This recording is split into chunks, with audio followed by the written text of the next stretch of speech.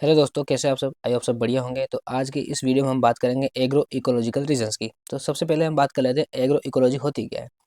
तो यहाँ पे उसका डेफिनेशन देख लेते हैं। तो agro ecology refers to the study of agricultural ecosystem and their component as they function in themselves as a part of the large ecosystem.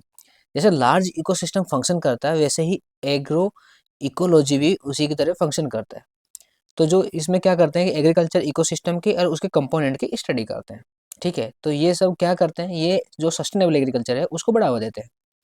ठीक है, तो सस्टेनेबल एग्रीकल्चर होता है क्या? सस्टेनेबल एग्रीकल्चर मतलब कि हम प्रोडक्शन लेते हैं, लेकिन जो नेचुरल रिसोर्सेज है उनको बिना नुकसान पहुंचाए। ठीक है, ताकि वो फ्यूचर जनरेशन के लिए पूरा का पूरा सेव हो जाए, तो उसको इसमें बढ़ावा देते हैं। पहले बात कर लेते हैं कि एग्रीकल्चर इकोसिस्टम होता क्या है। तो एग्रीकल्चर जो इकोसिस्टम है वो आपका मैन मेड इकोसिस्टम है। ठीक है, मैन मेड इकोसिस्टम है, कह सकते हो कि ये आर्टिफिशियल इकोसिस्टम है एक तरह से।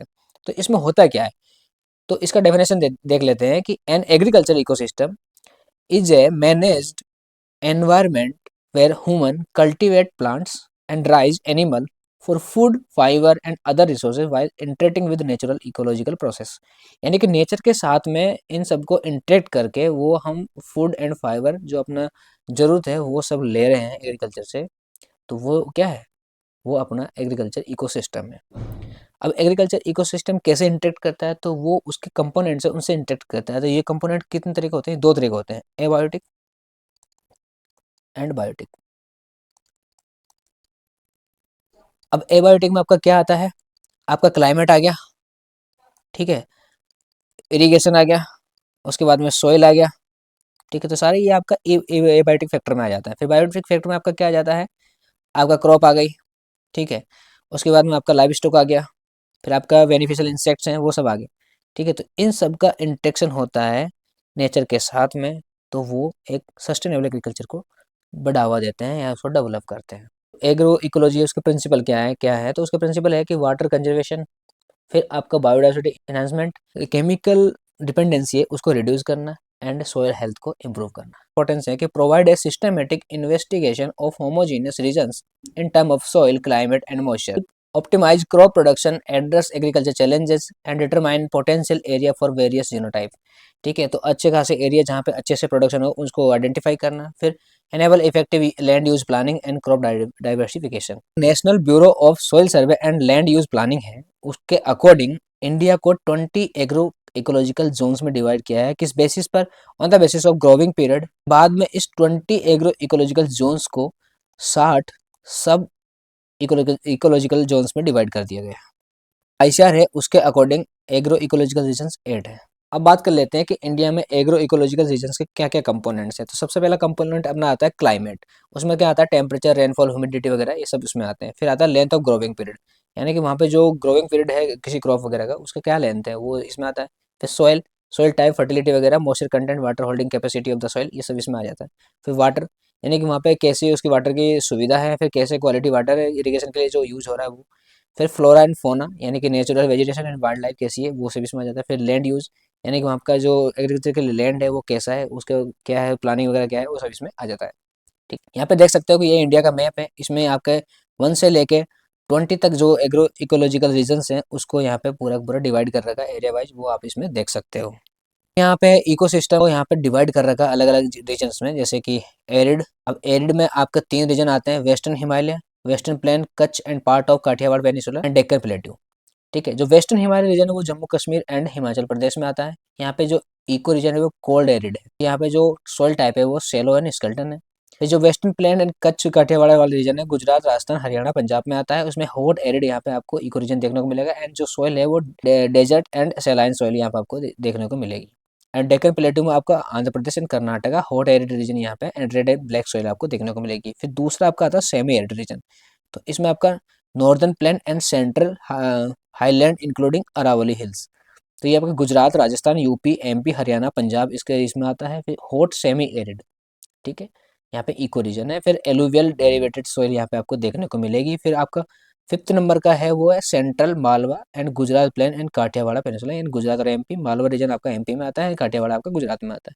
यहाँ पे भी आपका same hot semi arid, and जो सोइल है वो आपका मीडियम डीप ब्लैक सोइल है। फिर डेक्कन प्लेटू जो Karnataka, Andhra Pradesh, Maharashtra, MP, hot semi arid यहाँ पे भी है, and shallow and medium soil आपको देखने को मिलेगी। फिर डेक्कन प्लेटू तेलंगाना वाला एंड ईस्टर्न घाट जो आंध्र प्रदेश में है वो आपका हॉट सेमी एरिड सेम यहाँ पर रेड एंड ब्लैक सोयल। फिर आपका eastern Ghat Tamil Nadu, upland and Deccan प्लेटू Karnataka. ठीक है, तो यहाँ पे केरला, तमिलनाडु, कर्नाटका जो स्टेट है वो आ जाते हैं। फिर सेम यहाँ पे भी same hot semi arid region and red loamy soil आपको देखने को मिलेगी। फिर सब ह्यूमिड रीजन यहाँ पे आपका जाता है, उसमें आपका नॉर्दर्न प्लेन, इसमें बिहार, यूपी, पंजाब, और यहाँ पे hot sub humid and dry. फिर आपका जो सोइल है वो एलुवियल डेरिवेटेड है। फिर आपका central highland, Malwa, Bundelkhand, eastern Satpura, वो आपका MP, Maharashtra and hot sub humid region. Black and red soil यहाँ पे आपको देखने को मिलेगी। फिर ईस्टर्न प्लेटू छत्तीसगढ़ का जो एमपी वगैरह जो छत्तीसगढ़ को थोड़ा टच करता है वहाँ पे हॉट सब ह्यूमिड रीजन आपको देखने को मिलेगा। फिर रेड एंड येलो सोइल आपको देखने को मिलेगी। जो छोटा नागपुर है यानी कि eastern plateau and eastern Ghats, उनमें Orissa, west Bengal, Bihar, MP and Maharashtra hot sub humid region यहाँ पे and red and laterite soil आपको देखने को मिलेगी। फिर ईस्टर्न प्लेन है यानी कि यूपी एंड बिहार का रीजन, उसमें आपका जो hot sub humid and moisture type का आपका इको रीजन है एंड एलुवियल डेरिवेटिव सोइल आपको देखने को मिलेगी। एंड वेस्टर्न हिमालय, इसमें जम्मू कश्मीर, हिमाचल प्रदेश एंड यूपी का कुछ पार्ट आ जाता है, वहाँ पे आपको वार्म सब ह्यूमिड आपको इको रीजन देखने को मिलेगा। And brown forest and podzolic soil आपको देखने को मिलेगी। फिर ह्यूमिड पर ह्यूमिड यहाँ पे आपको बंगाल एंड आसाम प्लेन्स, उसमें बंगाल और आसाम रीजन आ जाता है। हॉट सब ह्यूमिड आपको यहाँ पे hot sub humid to humid जो आपका इको रीजन है वो देखने को मिलेगा।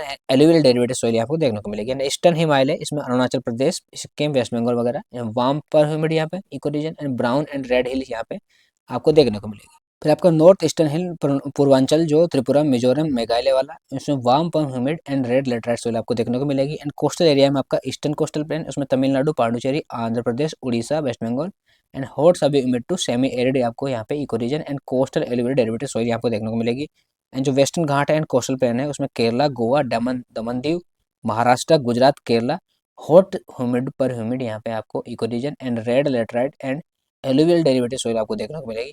एंड जो आइसलैंड है, ठीक है, उसमें आपका अंडमान निकोबार एंड लक्षद्वीप देखने को मिलेगा, और यहाँ पे दोनों वो वही आ जाते हैं। फिर यहाँ पे जो इको रीजन है हॉट ह्यूमिड पर ह्यूमिड यहाँ पे and red loamy and sandy soil आपको। फिर बात कर लेते हैं western Himalayan cold arid eco region, इसमें आपका लद्दाख एंड गिलगित डिस्ट्रिक्ट आ जाता है। फिर क्लाइमेट यहाँ पे सीवियर विंटर रहता है एंड 8 डिग्री सेल्सियस यहाँ पे टेम्परेचर चला जाता है। तो एनुअल रेनफॉल है वो बहुत ही कम है, 150 mm लगभग।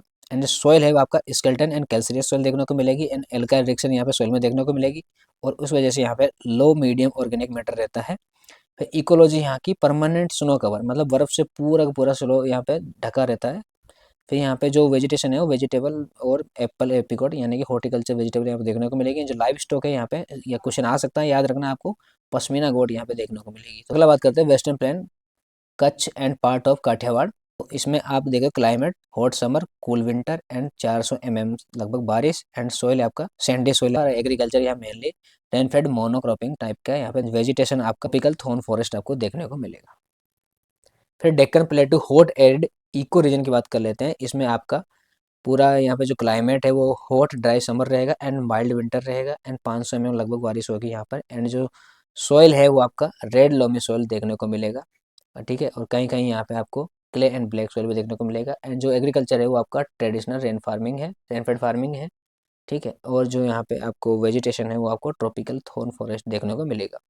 फिर नॉर्दर्न प्लेन जो है आपका अरावली वाला एरिया, उसमें आप देख सकते हो कि यहाँ पे क्लाइमेट कैसा रहता है, तो hot dry summer and cool cool winter रहती है, लगभग हम 1000 mm तक यहाँ पे बारिश होती है। तो सॉइल है यहाँ पे आपका वो कोस्ट टू फाइन लोमी सॉइल, 5% आपका इरिगेटेड एग्रीकल्चर है, रिमेनिंग जो पूरा आपका है वो रेनफेड फार्मिंग है। जो वेजिटेशन है आपका tropical dry deciduous and thorn forest. Central Malwa and जो काठियावाड़ गुजरात वाला रीजन है उसकी बात कर लेते हैं, तो यहाँ पे आपका हॉट वेट समर रहता है एंड ड्राई विंटर रहती है, ठीक है। वेट समर मतलब यहाँ पे पूरा उमस रहता है, ह्यूमिडिटी बनी रहती है, लगभग 1000 mm तक यहाँ पे बारिश होती है। एंड जो सोइल है आपका deep black soil, dryland farming mainly होती है। उसके बाद में आपका वेजिटेशन जो है आपका ड्राई डेसिडस फॉरेस्ट। तो Deccan plateau and hot semi arid eco region है, hot humid summer and mild and dry winter यहाँ पे बारिश होती है, and loamy and clay soil यहाँ पे आपको देखने को मिलेगी। एंड जो रेन फेड फार्मिंग यहाँ पे मेनली वही होती है। वेजिटेशन आपका tropical dry deciduous and thorn forest. Deccan plateau Telangana and eastern Ghat hot semi arid eco region, hot moist summer and mild dry winter and लगभग 1100 mm तक बारिश होती है। और जो ये एरिया है वो ड्रॉट प्रोन एरिया है। फिर उसके बाद यहाँ पे जो सोइल मिलती है वो आपका रेड भी सोइल है एंड ब्लैक कॉटन सोइल भी। आप जो एग्रीकल्चर है वो मेनली रेनफेड फार्मिंग है यहाँ पर। एंड जो वेजिटेशन है आपका tropical dry deciduous and thorn forest. फिर हम बात कर लेते हैं eastern Ghat and Tamil Nadu upland and Deccan plateau hot semi arid eco region. जो क्लाइमेट है वो हॉट ड्राई समर है एंड माइल्ड विंटर है, लगभग 1000 mm तक बारिश होती है। Red and loamy soil agriculture है वो आपको रेनफेड फार्मिंग यहाँ पे ट्रेडिशनली देखने को मिलेगा। एंड जो वेजिटेशन है आपका वो tropical dry deciduous and thorn forest आपको देखने को मिलेगा। Northern plain hot sub humid eco region उसकी बात कर लेते हैं। तो यहाँ पे जो क्लाइमेट है आपका hot summer and cool winter है, लगभग 1200 mm तक यहाँ पे बारिश। एंड जो सोइल है आपका डीप लोमी सोइल। एग्रीकल्चर है वो बहुत टाइप का यहाँ पे देखने को मिलेगा, rainfed and as well as irrigated agriculture farming. फिर जो वेजिटेशन है आपका tropical dry deciduous forest highland hot sub humid dry eco region बात कर लेते हैं। तो इसमें आपका क्लाइमेट जो है वो हॉट समर रहता है, माइल्ड विंटर रहता है, लगभग 1500 mm तक यहाँ पे बारिश होती है। And red and black soil आपको देखने को मिलेगी। एंड रेन फेड फार्मिंग यहाँ पे मेनली है, ठीक है। और वेजिटेशन आपका ट्रॉपिकल मोस्ट डेसिडस फॉरेस्ट आपको देखने को मिलेगा। छत्तीसगढ़ का जो बेसिन रीजन है उसकी बात कर लेते हैं। तो इसमें आपका जो क्लाइमेट है आपका सब ह्यूमिड क्लाइमेट रहता है and hot summer and cool winter, लगभग 1600 mm तक बारिश होती है, ठीक है। तो ज़्यादा बारिश होने की वजह से यहाँ पे आपको जो एरिया है वो highly prone to water erosion बहुत ज़्यादा होता है। एंड जो सोइल है वहाँ पर रेड एंड येलो सोइल मिलती है। अब वाटर इरोजन ज़्यादा होने की वजह से यहाँ पे जो सोइल है वो उसमें न्यूट्रिशन डेफिशिएंसी बहुत ज़्यादा देखने को मिलती है। जो मेनली एलिमेंट है like nitrogen phosphorus zinc and boron, इनकी डेफिशिएंसी यहाँ पे मेनली आपको देखने को मिलेगी। तो ये क्वेश्चन यहाँ पे बन सकता है, इसको याद रखना। फिर जो एग्रीकल्चर है आपका वो रेन फेड भी है एंड इरिगेटेड भी है, दोनों टाइप का यहाँ पे देखने को मिलेगा। नेचुरल वेजिटेशन आपका ट्रॉपिकल मोस्ट डेसिडियस फॉरेस्ट आपको देखने को मिलेगा। फिर जो छोटा नागपुर वाला एरिया है उसकी बात कर लेते हैं, यानी कि बिहार का वेस्ट बंगाल का जो प्लेन एरिया है उसकी बात कर लेते हैं। तो यहाँ पे जो क्लाइमेट है hot summer and cool winter and लगभग 1600 mm तक यहाँ पे बारिश होती है। जो सोइल है यहाँ पे fine loamy to clay soil आपको देखने को मिलेगी, नॉन कैल्सियस सोइल है। और ठीक है, तो यहाँ पे क्या होता है कि ये मॉडरेट एसिडिक होती है, स्लाइटली एसिडिक होती है and low cation exchange capacity इसकी है। तो यहाँ पे जो एग्रीकल्चर है वो आपका रेनफेड एंड इरिगेटेड दोनों टाइप का देखने को मिलेगा। एंड जो नेचुरल वेजिटेशन है आपका वो tropical dry moist and deciduous forest आपको देखने को मिलेगा। जो eastern plain and hot sub humid moist eco region है उसकी बात कर लेते हैं। तो यहाँ पे जो क्लाइमेट है वो आपका hot wet and summer cool dry winter रहने वाला है। जो एनुअल रेनफॉल है वो आपको लगभग 1800 mm तक यहाँ पे देखने को मिलेगी। जो सोइल है वो आपका एलुवियम डेरिवेटेड सोइल है, ठीक है। और यहाँ पे बहुत ज़्यादा बारिश होने की वजह से जो एरिया है वो आपका फ्लड के लिए पूरा यहाँ पे प्रोन एरिया है।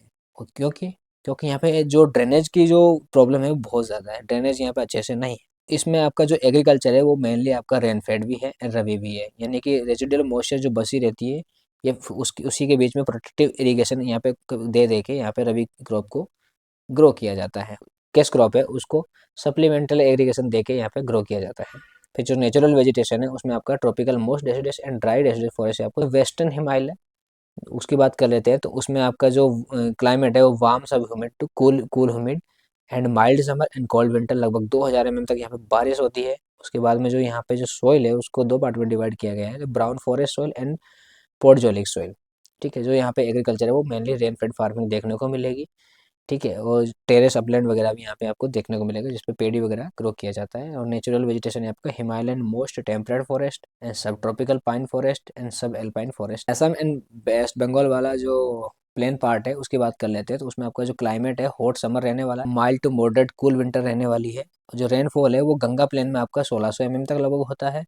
और जो ब्रह्मपुत्र प्लेन है उसमें लगभग 2000 mm तक बारिश। गंगा और ब्रह्मपुत्र का प्लेन एरिया है तो ये अच्छे खासा यहाँ पे एलुवियल सोइल देखने को मिलेगी, तो पूरी पूरी फर्टाइल होगी। बट जो न्यूट्रिशन डेफिशिएंसी के लिए पूरा प्रोन होता है, क्योंकि यहाँ पे बहुत ज़्यादा बारिश होती है तो यहाँ पे पूरा फ्लड आता है, तो उसके साथ यहाँ पे जो मिट्टी है वो बह के निकल जाती है, ठीक है। तो यहाँ पे जो एग्रीकल्चर है आपके वो रेनफेड एंड प्लांटेशन क्रॉप में आपको मेनली टी देखने को मिलेगी। हॉर्टिकल्चर क्रॉप भी आपको यहाँ पे देखने को मिलेगा लाइक कि पाइन एप्पल सिट्रस वगैरह। फिर जो नेचुरल वेजिटेशन है वो आपका tropical most deciduous forest and tropical dry deciduous forest है आपको। फिर ईस्टर्न हिमालय की बात कर लेते हैं। तो इसमें जो क्लाइमेट है वो आपका warm summer and cool winter and annual rainfall लगभग 2000 mm तक रहने वाली है। एंड जो सॉइल है आपका ब्राउन फॉरेस्ट सॉइल आपको देखने को मिलेगी। एंड जो एग्रीकल्चर है वो ट्रेडिशनल में आपका झूम कल्टीवेशन यहाँ पे देखने को मिलेगा। तो यहाँ पे एक क्वेश्चन ये बनता है। एंड टेरेस फार्मिंग भी यहाँ पे देखने को मिलेगी। हॉर्टिकल्चर जो प्लांटेशन क्रॉप है उसमें आपका टी मेडिसिनल प्लांट पाइनएप्पल वगैरह यहाँ पे देखने को मिलेगा। जो नेचुरल वेजिटेशन है उसमें आपका सब tropical pine forest, temperate wet evergreen forest सब एल्पाइन फॉरेस्ट यहाँ पे। एवरग्रीन फॉरेस्ट का आपको कहाँ देखने को मिल रहा है, ये क्वेश्चन भी आपको मिल सकता है। नॉर्थ ईस्ट हिल रीजन की, तो उसमें आपका जो क्लाइमेट है वो warm summer and cool winter, लगभग 3000 तक बारिश हो रही है। तो यहाँ पर रेड एंड लेटराइट सोल देखने को मिलेगी, ठीक है। प्रोन टू न्यूट्रल लीचिंग, यानी कि बहुत ज़्यादा बारिश हो रही है तो न्यूट्रिशन की लीचिंग होगी। और जो एग्रीकल्चर है वो आपका ट्रेडिशनल है, यानी कि झूम कल्टीवेशन है। जो वैली है, टेरेस है, उस पर राइस लगाते हैं। और हाई टेरेस पे आपका मिलेट लगती है, ठीक है। और प्लांटेशन क्रॉप में आपका टी कॉफ़ी वगैरह देखने को मिलेगा। जो नेचुरल वेजिटेशन है उसमें आपका wet evergreen forest and tropical most deciduous forest eastern coastal. इसमें जो क्लाइमेट है उसमें पूरा वेरिएशन देखने को मिलता है। जो साउथ वाला पार्ट है कोस्टल एरिया का, उसमें आपका देखोगे तो यहाँ पर रेनफॉल लगभग 1100 तक होती है। रिमेनिंग पार्ट है उसमें आपका लगभग 1600 तक बारिश होती है। कोस्टल एलुवियल सॉइल देखने को मिलती है जो prone to salinity and sodicity due to poor drainage, तो ये प्रॉब्लम यहाँ पे देखने को मिलेगी। फिर एग्रीकल्चर यहाँ पे रेनफेड एंड इरिगेटेड दोनों टाइप का देखने को मिलेगा। आपका नेचुरल वेजिटेशन है वो most deciduous patches along coastal, तो डेसिडस फॉरेस्ट के पैचेस में यहाँ पे आपको देखने को मिलेगा। तो western Ghat and coastal plain की बात कर लेते हैं, तो इसमें जो क्लाइमेट है वो आपका हॉट ह्यूमिड समर रहने वाला है एंड वार्म विंटर। जो एनुअल टेम्परेचर है वो 25 से 28 डिग्री सेल्सियस, लगभग 2000 से ज़्यादा बारिश। सोइल है आपका वो red and laterite soil and जो एलुवियल डेरिवेट सोइल भी आपको देखने को मिलेगी। एग्रीकल्चर आपका यहाँ पे राइस वगैरह देखने को मिलेगा। नेचुरल वेजिटेशन आपका ट्रॉपिकल मोस्ट डेसिडस फॉरेस्ट यहाँ पे है। फिर आइसलैंड की बात कर लेते हैं, लाइक अंडमान निकोबार एंड लक्षद्वीप। वहाँ पे जो क्लाइमेट है आपका वो ट्रॉपिकल क्लाइमेट है। जो लक्षद्वीप है उसमें लगभग 1600 बारिश होती है एंड जो अंडमान निकोबार उसमें लगभग 3000 बारिश होती है। जो सोइल है वो अंडमान निकोबार की वो medium to very deep red loamy soil है। लक्षद्वीप की आपकी highly calcareous and sandy soil देखने को मिलेगी। एग्रीकल्चर है वो अंडमान निकोबार का वो आपका राइस एंड प्लांटेशन क्रॉप में आपका कोकोनट, यहाँ पे इंटर कल्टिवेशन भी आप देखने को मिलेगा लाइक पाइनएप्पल वगैरह का। एंड लक्षद्वीप में आपका rice and coconut and other natural vegetation आपका ट्रॉपिकल रेन फॉरेस्ट